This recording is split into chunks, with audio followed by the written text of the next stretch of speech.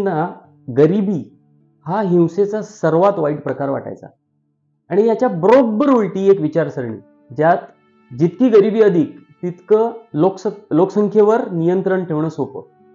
आता यांच्या दृष्टीने बघितलं तर गरिबीचे अनेक फायदे असतात. बघा, भूक भागवणे ही जनतेची प्राथमिकता बनते. भुकी अर्धपोटी जनता अत्यंत स्वस्त दरात उद्योगपतींना आपल्या कारखान्यात, खाणीत, इतर व्यवसायात कामगार म्हणून उपलब्ध होते. काम नाही केलं तर उपासमार होणार या गर्तेत असणारी लोक नोकरीचे तास, पगार, व्यवस्था वगैरेसाठी कुठून बार्गेन करणार? अगदी 8-10 वर्षाच्या मुलांपासून ते 70-80 वर्षाचे म्हातारे, स्त्री, पुरुष कामाला गुलाम म्हणून मिळतात. दुसरा, ज्यांच्या आयुष्यातला सर्वात मोठा प्रश्न आजचं जेवण हा असेल, त्यांचं शिक्षण, आरोग्य वगैरे सारख्या समस्यांकडे लक्षच जाणार नाही. म्हणजे त्याबद्दल प्रश्न विचारणं तर लांबच राहिलं. शाळा, कॉलेजेस, हॉस्पिटल किंवा संशोधनाच्या संस्था उभारण्यापेक्षा पोट भरेल इतकं खाणं उपाशांना देणं फार सोपं आहे.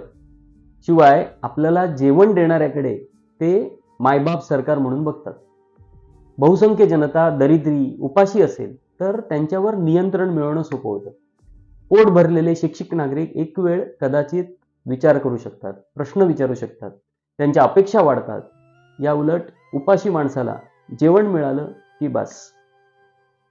उपाशी दरिद्री जनतेमध्ये एक प्रकारचा राग असतो. राज्यकर्त्यांना त्याला फक्त दिशा देणं किंवा योग्य वेळी ठिणगी टाकणं महत्वाचं असतं. ती जनता आदेशावर आपोआप इतर लोकांचा असंबद्ध कारणाने द्वेष करू लागते. प्रसंगी हिंसाचारासाठी आयती फौज सुद्धा मिळते. भुकी दरिद्री जनता आपला उद्धार करायला कोणीतरी येईल याची वाट बघते. मग एकदा आपणच उद्धार करता हे मनावर ठसवलं की पुढचं काम सोपं होतं. मुठभर अतिश्रीमंत आणि बहुसंख्य दरिद्री हे पोषक वातावरण असतं हुकुमशाही प्रवृत्तींकरता. हिटलर, स्टॅलिन, इदी अमीन, किम जॉंग, माओ, मुसोलिनी कित्येक उदाहरणं आहेत. त्यांच्या काळातील त्या देशातील परिस्थिती बघा. राज्यकर्त्यांना अपेक्षित सोन्याचे जुने दिवस आणता येणं शक्य होतं.